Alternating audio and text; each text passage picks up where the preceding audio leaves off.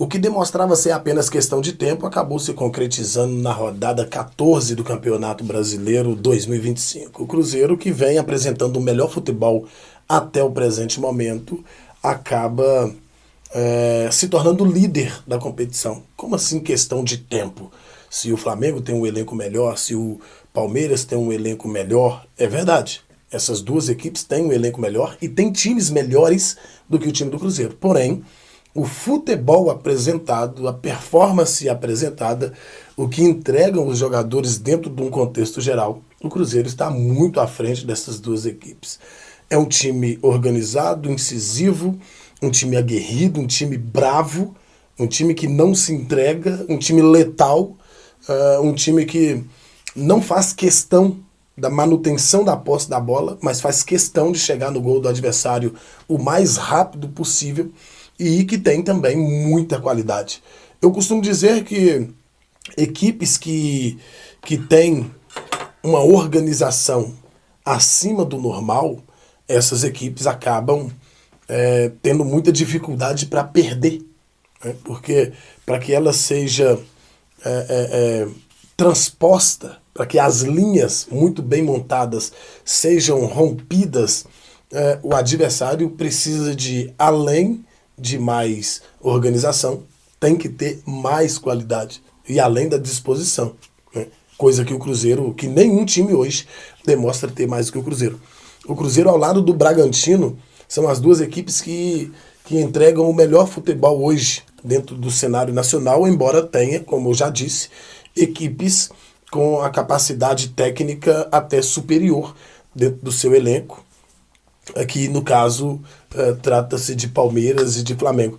Mas o Cruzeiro fez um jogo hoje muito seguro, um jogo que mostra que, de fato, ele está na briga pelo título do Campeonato Brasileiro. O jogo que o Cruzeiro fez contra a equipe do Grêmio foi algo assim avassalador, não é?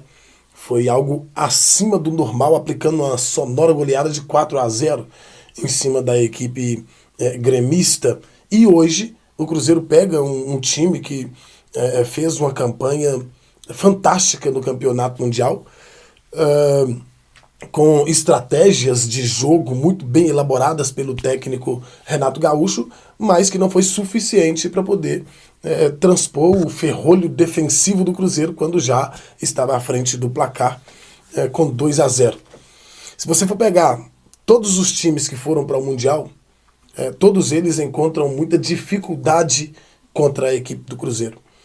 Inclusive, lá na Europa, especificamente em Portugal, falava-se que o melhor time do futebol brasileiro, ele não estava no Campeonato Mundial. E esse time tratava-se do Cruzeiro, porque o Cruzeiro pegou antes do Mundial o Palmeiras, venceu. Pegou o Flamengo, venceu. Na temporada passada pegou o Botafogo campeão, venceu. E agora pega o Fluminense, que chegou na semifinal, né? Chegou entre os 4 melhores times do planeta e o Cruzeiro venceu. E o Cássio não foi um espectador, porque o time do Fluminense é muito forte. O Fluminense conta com uma equipe muito qualificada também. O Fluminense chega no Campeonato Mundial como o patinho feio, muito em função do preconceito monetário mesmo. Porque o Fluminense não é um time de grandes investimentos, mas é um time de grandes jogadores, né? O Fluminense tem ali o goleiro Fábio, está com seus 45, 46 anos de idade, mas dispensa comentários técnicos negativos. Negativos não tem, né? São pouquíssimos. Todos têm, mas são pouquíssimos. Thiago Silva, também com 41 anos de idade, mas tecnicamente joga muito. Martinelli, Hércules, jogadores que resolveram no Mundial também, ao lado do John Arias, que fez a sua despedida no Maracanã lotado, e que todo mundo foi embora muito triste, né? Cabisbaixo, porque acabaram sendo derrotados pelo Cruzeiro. Tem o Germancano, um baita de um centroavante, mas que não conseguiu vencer a equipe do Cruzeiro, né? O Fluminense foi para o Mundial, como eu estava dizendo, como o patinho feio, por causa dos valores empregados pelo Palmeiras e pelo Flamengo, não por causa da qualidade dos jogadores. As análises que foram feitas sobre o time do Fluminense no que diz respeito ao Campeonato Mundial, elas foram todas equivocadas. E isso está sendo mostrado. Isso foi mostrado. Que o comentarista, o analista esportivo brasileiro, ele tende a ir onde tende a voltar os seus olhos e apenas fazer isso com os clubes que fazem grandes investimentos nas competições. E nos seus elencos, melhor dizendo. E o futebol não pode ser analisado dessa forma.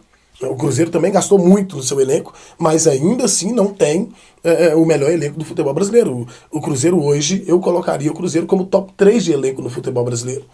E como time, o Cruzeiro hoje é melhor do que todos os outros times que vêm disputando a competição. Ah, Cláudio, mas e o Bragantino? Ótima campanha do Bragantino. Excelente time tem o Bragantino. Mas o Bragantino tem uma desvantagem muito grande que esses outros que a gente acabaram de citá-los não tem. Né? Quer dizer, ele não tem o que esses outros que citamos têm, que é torcida. Então o time que não tem torcida, ele passa por muita dificuldade. O time que não tem torcida, ele enfrenta uma necessidade maior, uma dificuldade maior de conquistar, porque para que ele possa conquistar, às vezes, existem jogos que o torcedor é quem ganha. E não é o caso da equipe do Bragantino. O Bragantino não tem torcida. Então, naturalmente, fica uma equipe à margem das conquistas, mas sempre ali. Já não é de hoje que o Bragantino, nos últimos 7 anos, eu posso dizer, nos últimos 6 anos, o Bragantino brigou na parte de cima da tabela em pelo menos 5 edições do Campeonato Brasileiro. Uma delas foi brigando ali contra o rebaixamento, mas em todas as outras, o Bragantino se mostrando, se provando, se comprovando, mas falta aquele ímpeto das arquibancadas que não tem. Então, nisso aí também o Cruzeiro ganha uma vantagem em cima da equipe do Bragantino. Mas é válido olharmos para o Bragantino. Porém, o que o Cruzeiro apresenta hoje contra os principais times da competição, o que o Cruzeiro apresenta hoje contra os times mais badalados do futebol brasileiro hoje, por causa da Copa do Mundo de Clubes, é algo a se pensar. Precisa começar a rever os conceitos no que diz respeito à análise do time do Cruzeiro. Um time lá atrás, a maioria dos comentaristas, a maioria dos analistas diziam que era impossível montar um time com as peças que tinha no elenco. Como assim? O que faltava é um treinador com a estratégia correta para poder colocar esses jogadores, cada um na sua posição, e, consequentemente, montar esse time que hoje é uma máquina, é um rolo compressor o time do Cruzeiro. Pode cair? Claro que pode. A produção do time pode entrar num processo de declínio, faz parte, né? Isso também é jogo. Mas o que é mostrado agora, neste momento, o Cruzeiro é um time incontestável. O Cruzeiro tem um goleiro excepcional.